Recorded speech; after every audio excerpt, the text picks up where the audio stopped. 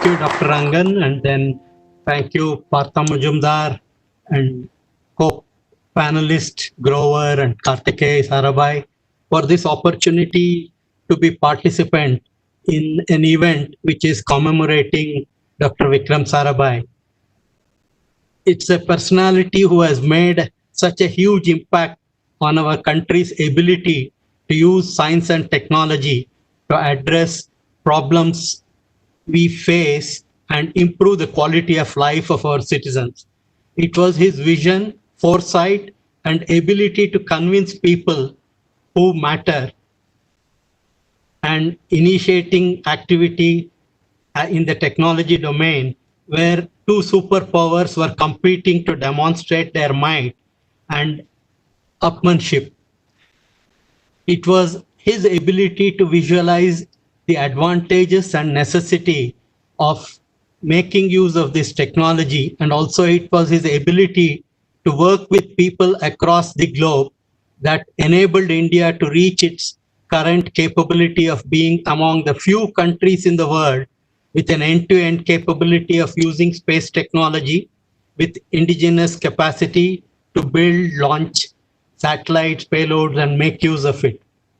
Though I did not have an opportunity to meet him in person or interact with him, I have spent my working life in an organization he started and nourished till the teenage of the organization.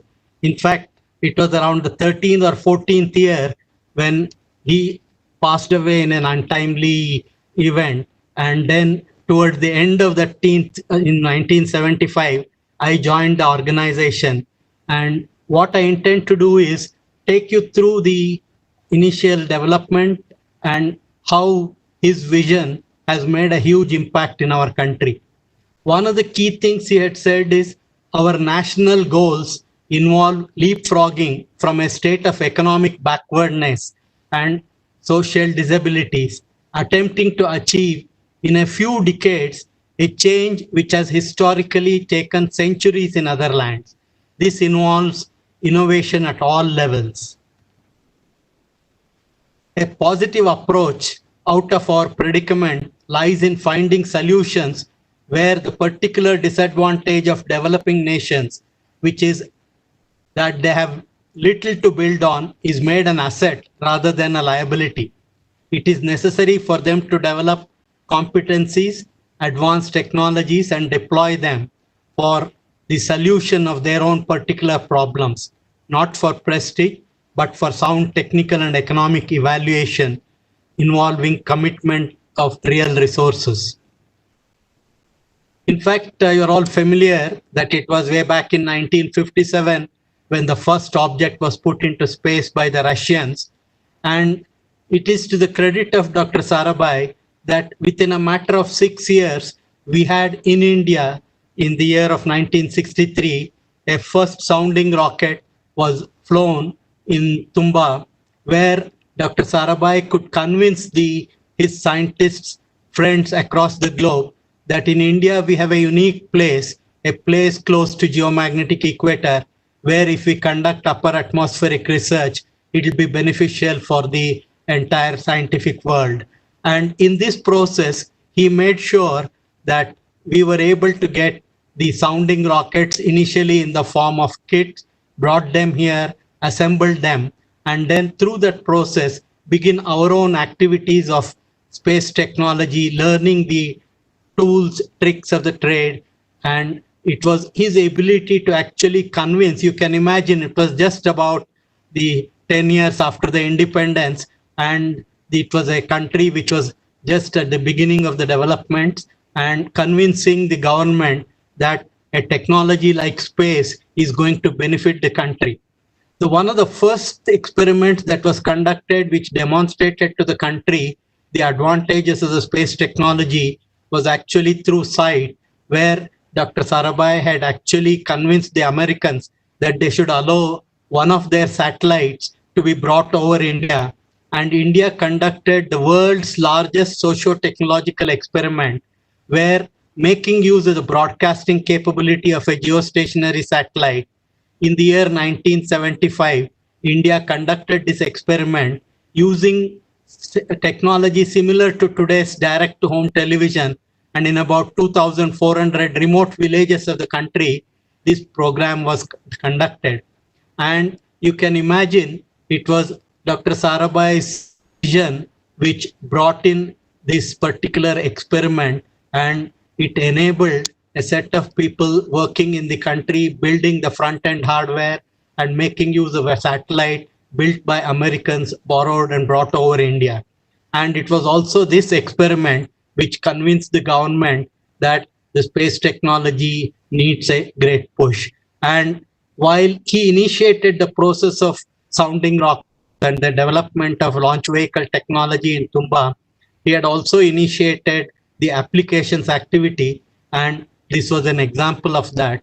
And the entire experiment really demonstrated how a developing country like India can make the best use of the advanced technologies and demonstrate what others had not done. You will see right through the course of ISRO's activity how ISRO has made use of the innovation of the available technology and brought to use the kind of technological capabilities that was accessible to them. And it was here that Dr. Sarabhai made a huge impact, and his vision of initiating developmental activities in a developing country in an area where others were actually not thinking of at that point of time. In fact, there is another very interesting episode which actually showcases the kind of personality that Dr. Sarabhai was. That initially, when the first sounding rockets were to be assembled and flown, it was done in the church building, what you are seeing here. And at that time, actually, Dr. Sarabhai had to take the help of a priest to convince the fishermen in that area that today you vacate this place for conducting these experiments. One day in future, the country will benefit. Just as though to demonstrate this particular aspect, what happened from 1999 was that India, by virtue of having its remote sensing satellites, OceanSat, it was able to actually provide to the fishermen community in the country specific information about where to go for fishing.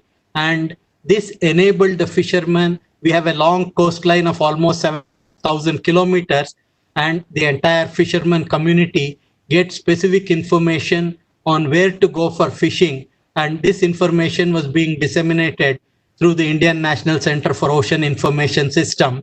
And for this, the basic capability of remote sensing and also the communication capability to reach to the fishermen was all established. And this, in a way, demonstrated to the country that what was promised during the initial days by Dr. Sarabhai to the fishermen, that the space technology will be beneficial to the country, got demonstrated.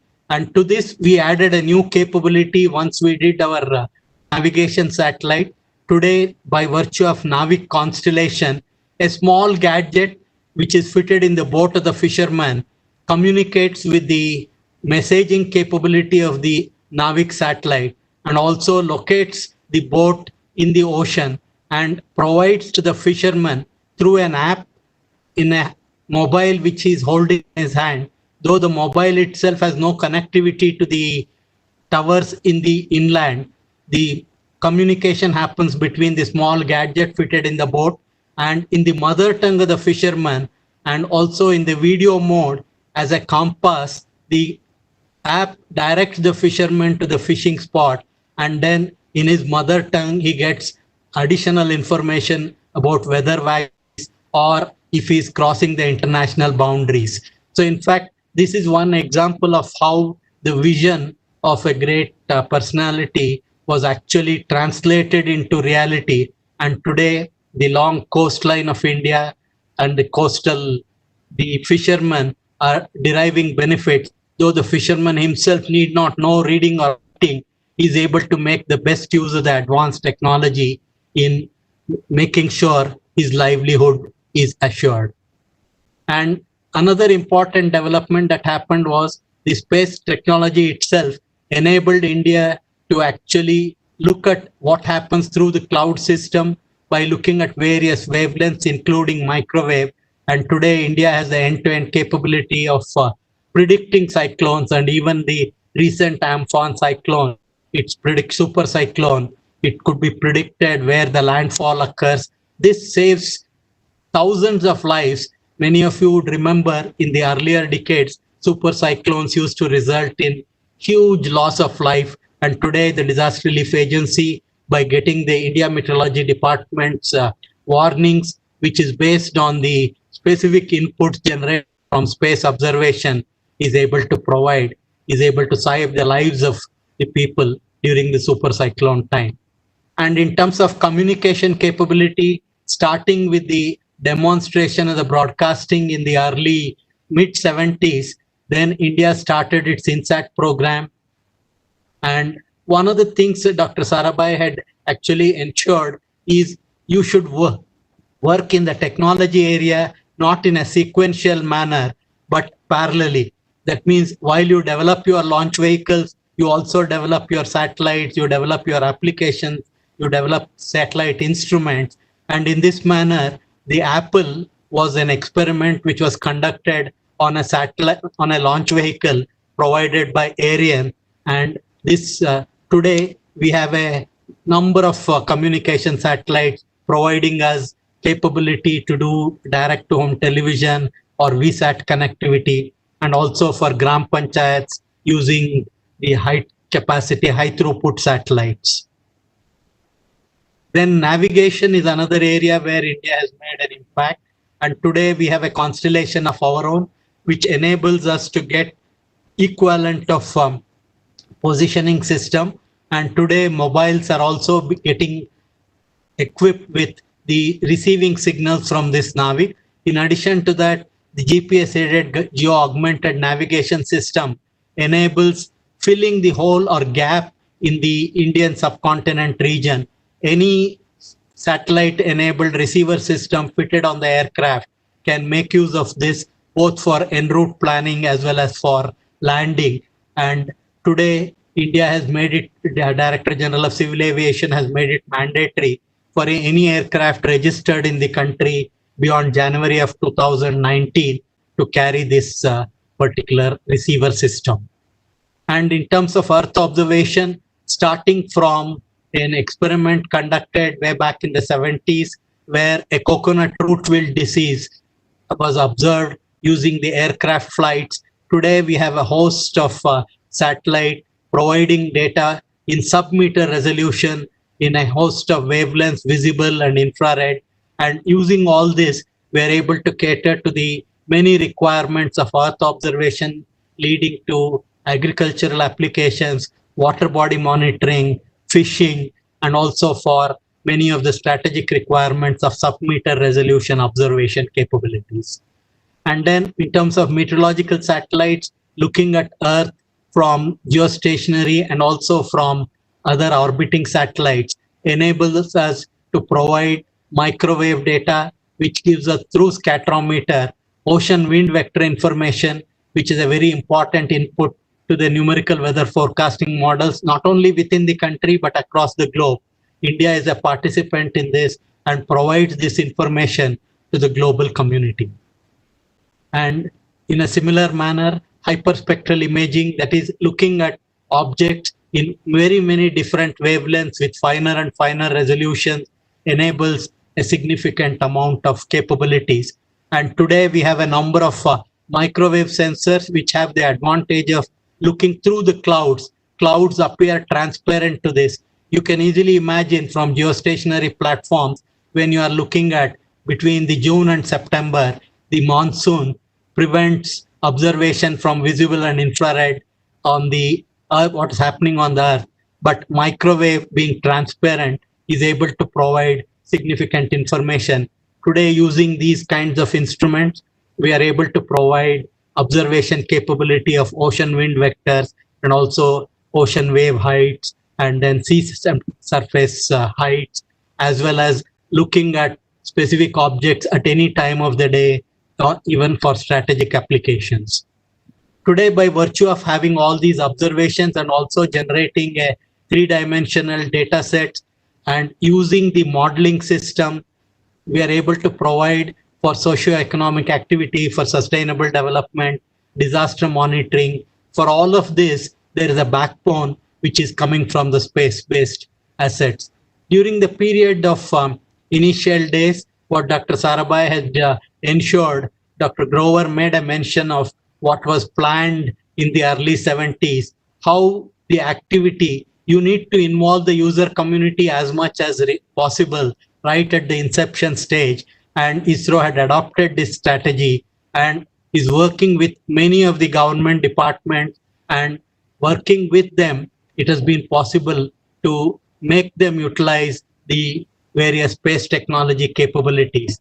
And the current government also made sure that it conducted an event a couple of years back wherein the secretaries of all the various state and central government departments were brought together and they were showcased. In fact, the Honorable Prime Minister on that day spoke for 45 minutes extempore, explaining to the secretaries how space technology can be used in their own different activities.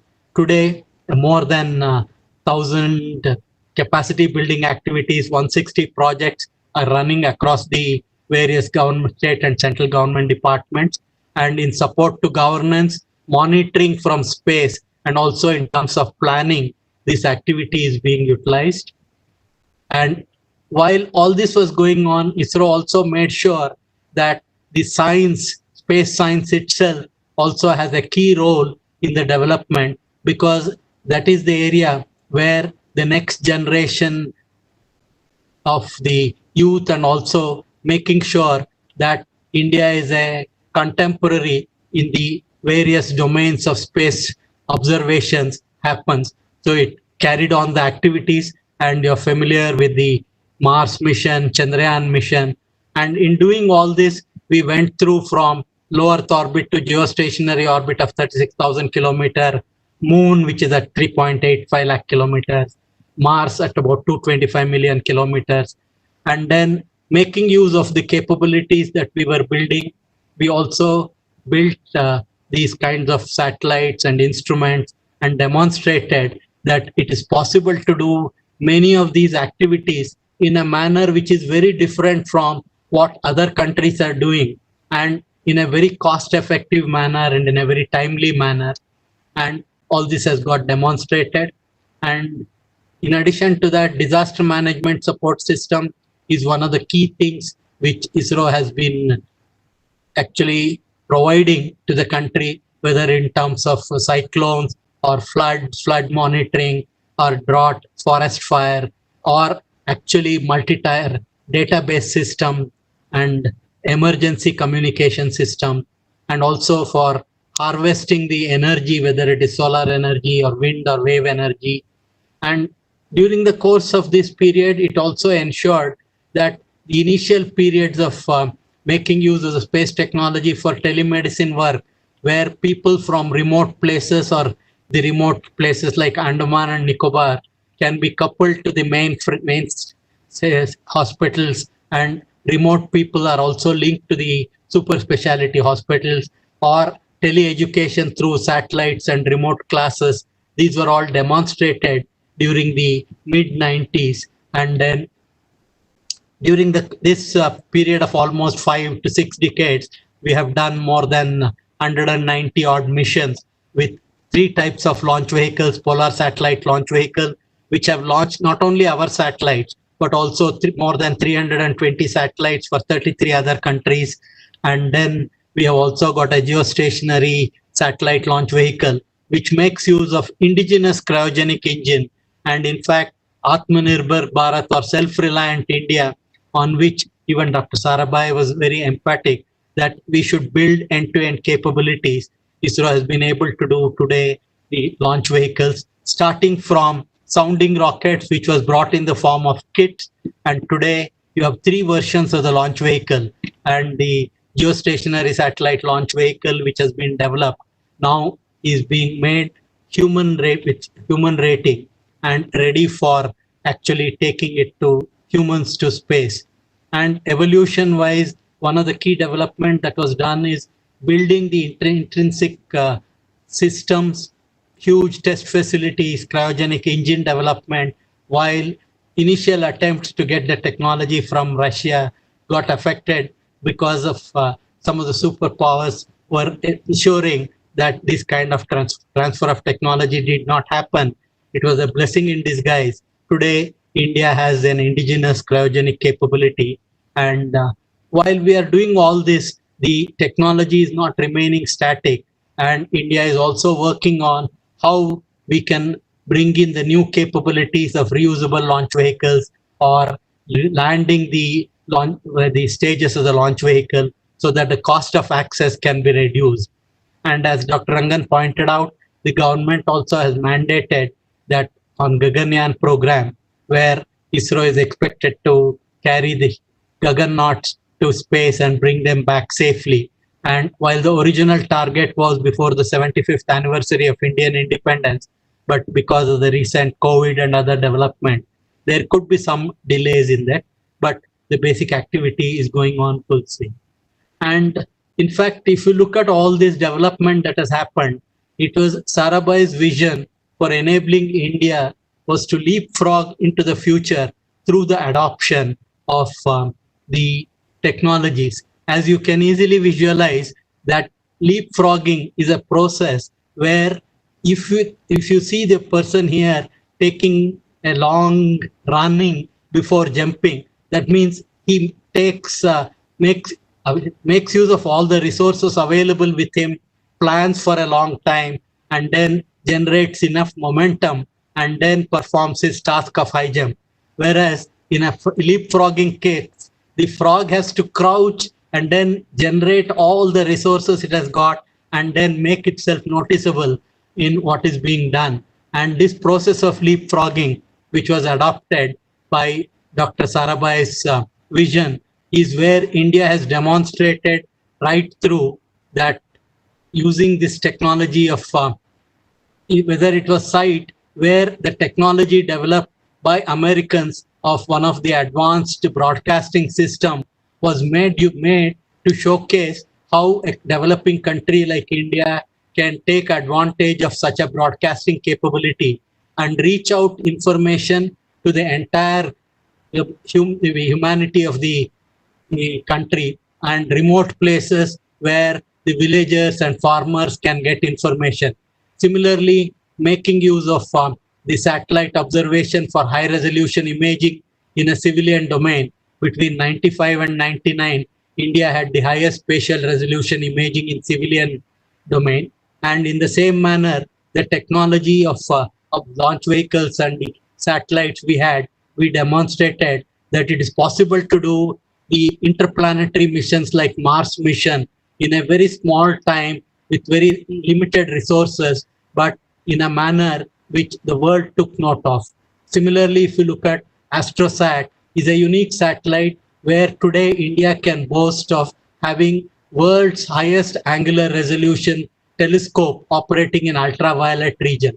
And in the same manner, as we have been developing our capability of utilizing the spacecraft or the launch vehicle, we made sure that the excess capacity was available for getting some returns for the country. And also we could demonstrate that this PSLV could be used for almost launching 104 satellites in one go. What all this showed is that it is, if you make use of your innovative capabilities, then you can take advantage of the capability you are building, the knowledge you are building, and do things in a manner very different from what others have done. So the concept of deriving for societal problems using accessible technology and using that accessible technology and what is not accessible to you, you develop them indigenously and then provide solutions to the problem. Right through we have seen whether it is the fisherman's problem of going to the right place in the ocean or getting warned about the weather vagaries that are going to occur, or providing the various technologies of communication for the country's requirements or remote sensing. In all this, the ISRO has actually followed the path set out by Dr. Sarabhai. Subsequently, in a few slides, I'll just try to bring up few of the key thought processes which Dr. Sarabhai has left and what continues to actually, you can say, inspire and invigorate many of us while we are doing our activities. In this, you can see what he says, those who can apply their insights into the problems of the community and of the nation discover an exciting area of activity where effort is rewarding even while the results come slowly. So you can imagine that building a huge technological capabilities takes time. And then even while you are building such capabilities, you need to derive the satisfaction that you need not be afraid of the results which are going to take time, but even the process is an important one. It is good to recognize how to relate oneself to other speciality without growing through a sense of failure. This again a very, I would say, an interesting comment. What I would interpret it as how today interdisciplinary things become more and more important, and where individually our own capabilities we need to actually need not overemphasize, but we need to be prepared to work with others and then make sure that as a team we provide the results. This is an outlook difficult to attain, but is nevertheless essential before one can really reach one's goal. The important ingredient for satisfactorily meeting the challenge of the changing environment is not experience, but ability to learn. I think this is such a profound statement. In fact, I'll show in the next slide what he practiced while he was making such a observation. Experience is less relevant than knowledge and the ability to learn and innovate. In fact, he made in an advertisement placed by Dr. Sarabhai as honorary director of Ahmedabad Textile Industries Research Association for hiring the faculty. He had made this in the advertisement. Candidates with previous experience need not apply. Technology is not an objective to be aimed at, but a tool to be used for the benefit of the common man. In fact, this is one profound philosophical approach which he practiced, and he also made sure many of those with whom he came across imbibed that, and also like us who were actually not in contact with him, but who were remotely influenced by him through the people whom he had influenced. In fact, if you also look at one of the things where he was able to establish an organization like ISRO or even in Department of Atomic Energy, some of the issues which keep cropping up, conflict of governance, bureaucracy running the R&D institutions. Sarabhai brings out nicely this issue. He says at one place, I recognize that governments are involved in providing stability as well as change to society, two seemingly conflicting goals. At one end of the spectrum are certain administrative services which, acting on past precedents and traditions, provide security and continuity. They are impersonalized to the extent that if one person is substituted by other, everyone knows how the successor will behave and operate under a given set of circumstances. At the other end are organizations based on research and developments involving individuals who act on insights and hunches, non-conformists, questioning assumptions, innovating and learning. The two extremes require organizations and work cultures which are rather different. Dr. Sarabhai demonstrated in his life his conviction that the end of all scientific endeavor was peace, prosperity, and creativity. His vision of human society complemented his concept of holistic science. He used the tools of physical sciences, but spoke the language of social sciences. Every activity he chose to initiate and every institution he created was of profound significance for developing society. Into every one of his endeavors, he breathed the vigor of a dedicated scientist and the sensitivity of a humanitarian. That laboratory enveloped entire community was amply demonstrated in his pioneering the management movement and applied industrial research. This is what is put in the AMS thing. So in the end, Dr. Sarabhai's vision on the development of space technologies and its extensive application for the benefit of betterment of society continues to be the guiding light of our space program. Thank you very much. And it was indeed the great visionary of Dr. Sarabhai, which enabled a developing country, a country which was a fledgling democracy, looking at how advanced technologies can be taken advantage of, and you develop those capabilities. And today, India is actually among the few countries which have this end-to-end capability. If but for Dr. Sarabhai, this would not have been a possibility. Thank you very much for the patient hearing.